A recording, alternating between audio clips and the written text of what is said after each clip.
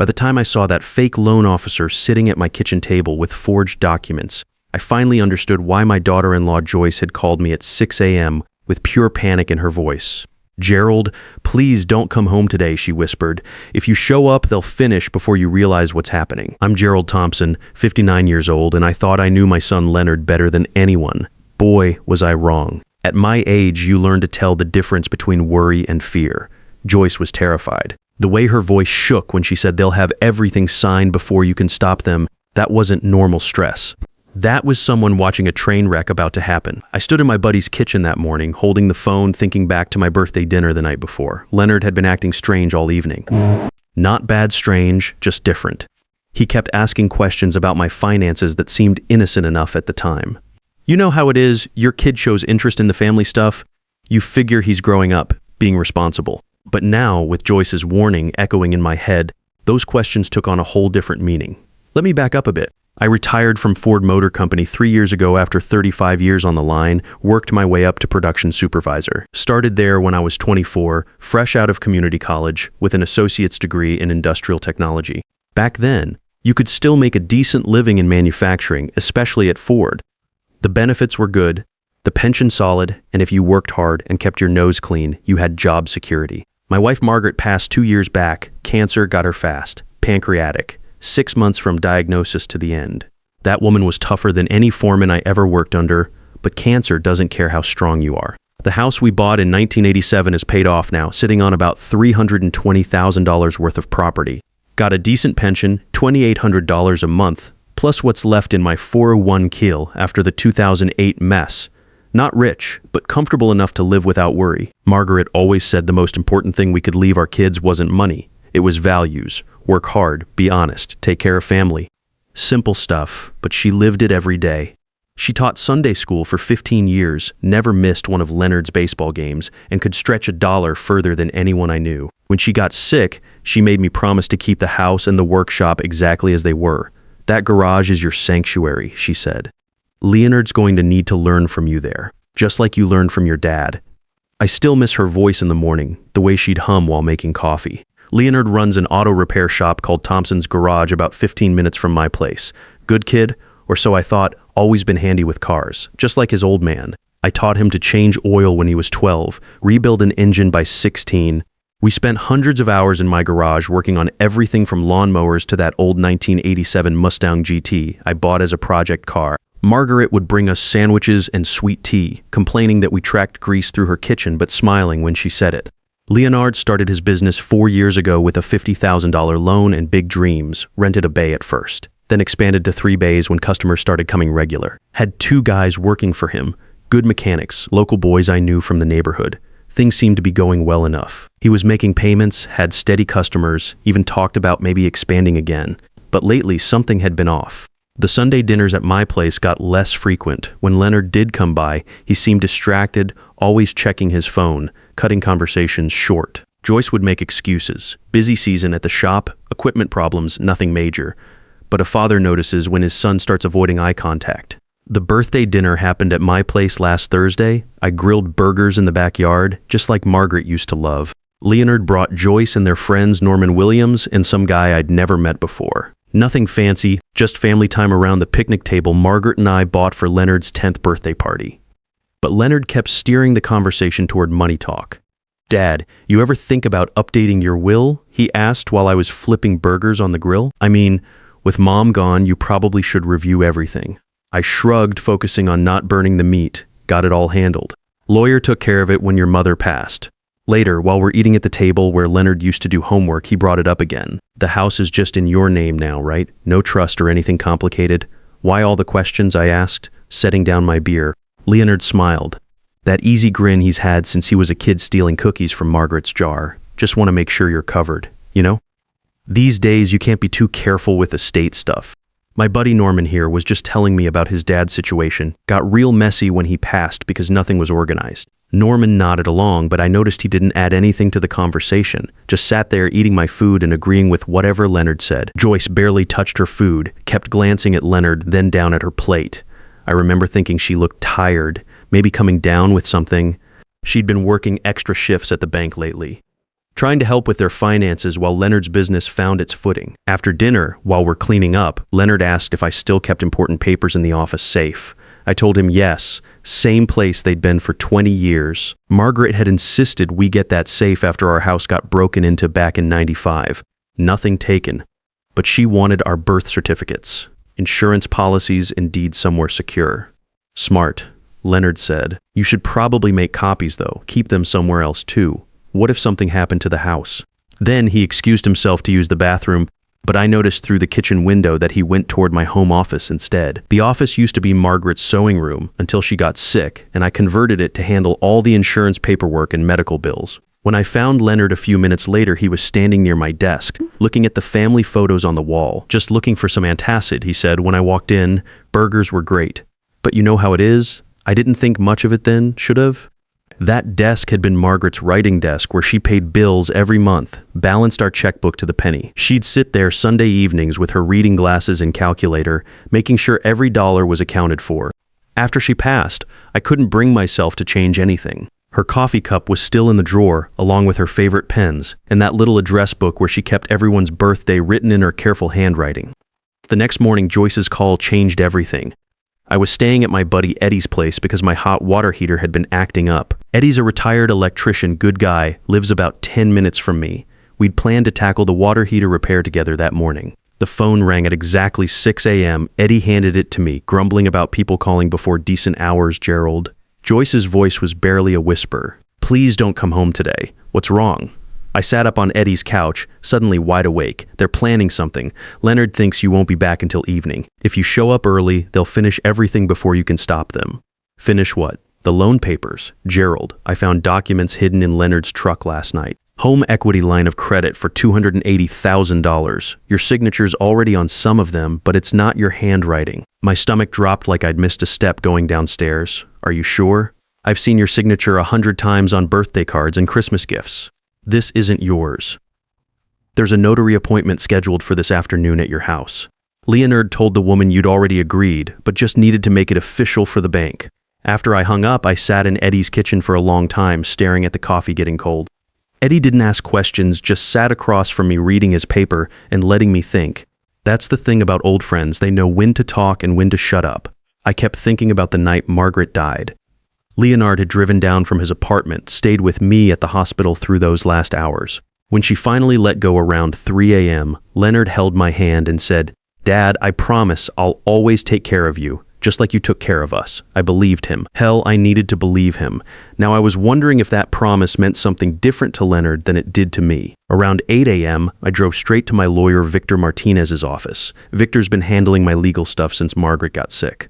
Straight shooter, doesn't waste time with fancy talk or unnecessary fees. His office is in one of those old brick buildings downtown, second floor above a hardware store that's been there since I was a kid. I got a strange call this morning. I told him after explaining about Joyce's warning. My daughter-in-law says my son's planning to forge my signature on loan documents. Victor leaned back in his chair, fingers steepled, like he does when he's thinking hard. That would be bank fraud. Federal crime. Tell me exactly what Joyce told you. I repeated everything, the hidden documents, the forged signature, the notary appointment. Victor pulled up my file on his computer, typing while I talked. Interesting, he said after a minute. Someone accessed the county records for your property late last night. The request came from an IP address registered to your home address. I wasn't near a computer after the party. I figured as much. He kept typing, frowning at his screen. There's more? A loan application was submitted this morning for a home equity line of credit on your property, $280,000. The application lists you as the borrower and your son Leonard as an authorized representative. I never applied for any loan, I know, but someone did using your personal information, social security number, employment history, everything. They even listed your pension income and estimated home value. Very thorough. Victor printed out some papers and handed them to me. There's also a notary appointment scheduled for 2 p.m. this afternoon at your house. I looked at the application. It was my information. All right. But the signature at the bottom looked like a child's attempt at copying my handwriting. Too careful, too deliberate. Margaret always said I signed my name like a doctor, fast and sloppy. This signature was neat, practiced. What do I do? I asked Victor. First, don't sign anything. Second, let me make some calls. If someone's trying to forge your signature on loan documents, that's fraud on multiple levels, bank fraud, identity theft, elder abuse. We're talking federal charges. Victor reached for his phone. I'm calling the bank security department first, then the county sheriff. That's when it really hit me. This wasn't just Leonard being desperate or making bad choices. This was my son planning to steal my house, the home where he'd grown up, where Margaret had made thousands of meals and helped him with homework and nursed him through chickenpox and broken hearts. The house I'd raised Leonard in, where Margaret had planted roses every spring, and where we'd taught him to ride a bike on the driveway. The house where she'd insisted we put that tire swing in the old oak tree because every boy needs a place to think. Leonard used to sit on that swing for hours, especially after we'd had words about his grades or chores. I went home around noon, driving slow, taking the long way past the elementary school where Leonard had gone to kindergarten. Margaret used to walk him there every morning until he was old enough to ride the bus. She'd pack his lunch in that old metal lunchbox with the transformers on it, the one he'd begged for that Christmas when he was 6. Sure enough, there was an unfamiliar car in my driveway when I pulled up, a gray sedan with dealer plates. Through the living room window, I could see Leonard sitting at my kitchen table with a woman I didn't recognize. She had a briefcase open, papers spread out like she was conducting serious business. I parked down the street and called Victor. "They're here." "Don't go in yet," he said. "I just finished talking with bank security. They confirmed that loan application was filed fraudulently. The bank never contacted you for verification, which is required for equity loans of that size. Also, I checked with the state notary commission. The woman's license is legitimate, but she specializes in real estate closings. Very unusual for her to be doing a home visit for loan documents. So what does that mean? Could mean she's been lied to about the situation, or she's part of the scam. Either way, I'm calling the sheriff's department. Give me 10 minutes, then go in. Act normal, but don't sign anything. I'll be there in 15 minutes. Those 10 minutes felt like forever. I kept thinking about Leonard as a kid, how proud I was when he opened his shop, how he used to help me work on cars in the garage every weekend. Margaret would joke that we spent more time in that garage than in the house, but she never complained. She understood that working with your hands, fixing things that were broken, that was how men in our family connected. I taught Leonard everything I knew about engines, about taking apart something complicated and putting it back together better than before. Guess I forgot to teach him about taking apart a family. Finally, I walked up to my own front door and let myself in. The house smelled like coffee and the vanilla candles Margaret used to burn. Joyce must have lit one before she left for work. Leonard jumped up from the table when he heard me come in. "Dad, you're home early."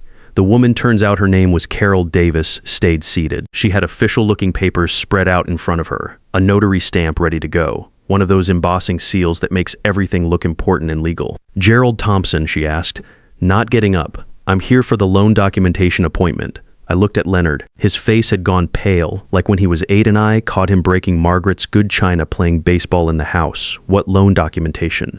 "The home equity line of credit," Carol said, shuffling through her paperwork. "Your son Leonard arranged this. Said you needed to access some equity for family business expenses. Very straightforward process." "Dad," Leonard said, his voice cracking slightly, "I can explain everything. Have a seat." But I stayed standing. Something about the way Carol was avoiding eye contact bothered me. Professional notaries usually look you in the face when they're explaining legal documents. This woman kept her eyes on her papers like she was reading from a script. "The shop's in trouble," Leonard continued, moving around the table toward me. "Real trouble. I owe $280,000 between equipment loans, supplier bills, and rent. The bank's foreclosing next week unless I come up with collateral." "So you decided to use my house as collateral without asking?" Leonard's easy smile faltered. "I was going to tell you. I just needed to get the paperwork started. Once everything's approved and the shop is stable again, I can explain the whole situation properly. This is just temporary, Dad." I thought about Margaret's voice. "The most important thing isn't what you give them, Gerald. It's what you teach them to earn on their own." She'd said that when Leonard was 16 and wanted us to buy him a car instead of making him work for it. Temporary, I repeated.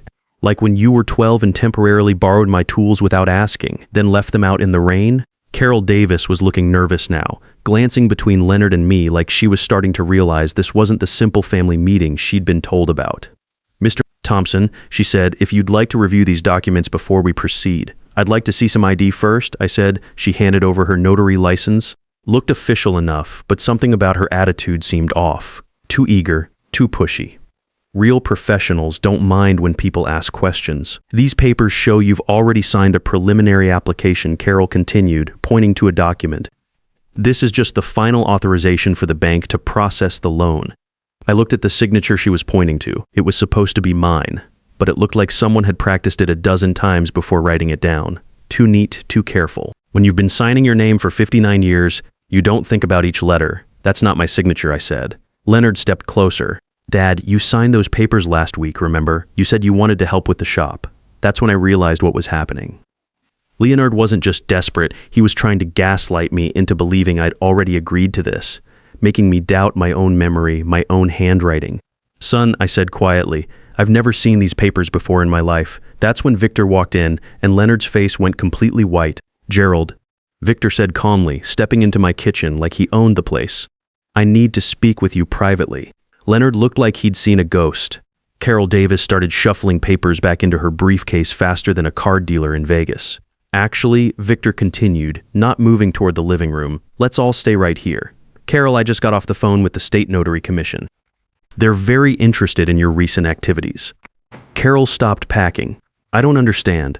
Bank fraud investigations tend to make people nervous, Victor said, especially when the FBI gets involved. That word FBI hit the room like a sledgehammer. Leonard sat down hard in one of Margaret's kitchen chairs, the same chairs where he'd eaten breakfast every morning before school.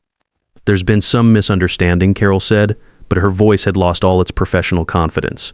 Victor pulled out his phone and set it on the table. This is Detective Williams from the county sheriff's office. He's been listening to our conversation. The phone crackled with static, then a man's voice. Ms. Davis, we need you to remain where you are. Officers are en route. Carol grabbed her briefcase and headed for the door, but Victor blocked her way. Ma'am, leaving now would be considered fleeing the scene of a crime. She stopped, briefcase clutched against her chest like armor. Leonard finally found his voice. Dad, you don't understand how bad this is. I'm going to lose everything. The shop, the equipment, maybe even the house Joyce and I live in. I put up personal guarantees on the business loans, so you thought you'd risk my house to save yours. I was desperate.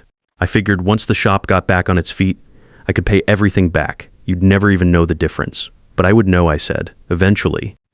That's when Leonard played his last card.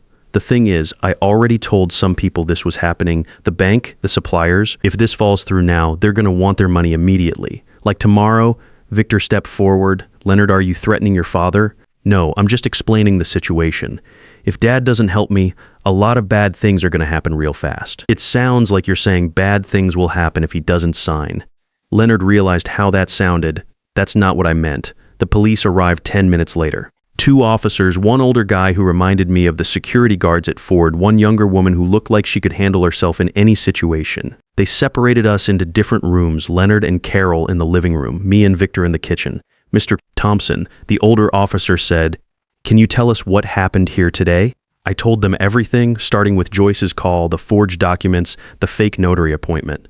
Victor handed over the paperwork he'd printed at his office. Your son's in serious trouble, the officer said after reviewing everything. Bank fraud, elder abuse, conspiracy to commit fraud.